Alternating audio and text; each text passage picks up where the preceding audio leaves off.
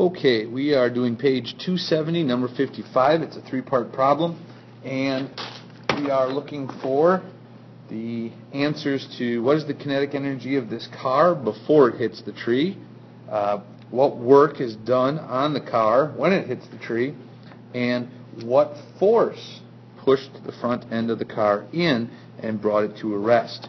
Notice we have a scientific notation number here. We start out 2 times 10 to the third kilograms. That would be converted to 2,000 kilograms. Possible B level there, just throwing out that scientific notation and staying practiced in that. Well, let's solve part A, kinetic energy. We will take 1/2 times the mass of the car, 2,000. Notice there's the conversion there, to 12 squared. And when we solve that, the kinetic energy is 144,000 joules. That's what the car has. But let me read you part A and get the wording of this. Number 55 says, find the change in the kinetic energy. Well, if it had 12 meters per second of velocity and ends up with 0, we're going to call that negative because we're losing our kinetic energy.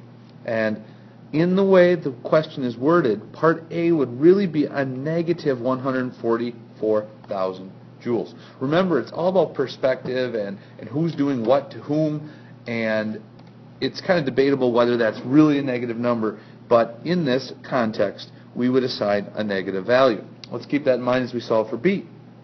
Reading question B, it says find the amount of work done in pushing the front of the car. Well, we're talking about vector quantities here, forces, momentums, velocities, so we'll stay with the same notation. The work done on the car is a negative 144 times 144,000 joules. And the reason that is, remember, work is a change in energy. So whatever change we experienced here, and I should really, if I really wanted to be a good physicist, put deltas in there showing that that's the change. Change done by work. If you have watched the previous videos, this should be getting rather repetitive now. Let's change the color up here and let's pick something. What haven't we used? Oh, let's use this color. This is horrendous. Okay. Last one says solve for the force. Well, work is force times distance. So we need a distance. In part C, they tell us the car gets pushed in 50 centimeters. Well, Mr. Volkman, making this conversion a lot, knows that's 0.5 meters, but let's do it for the sake of those who don't do this a lot.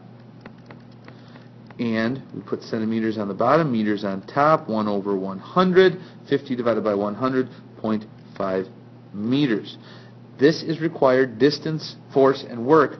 All assume that distance will always be presented in meters. So we throw our negative 144,000 over here.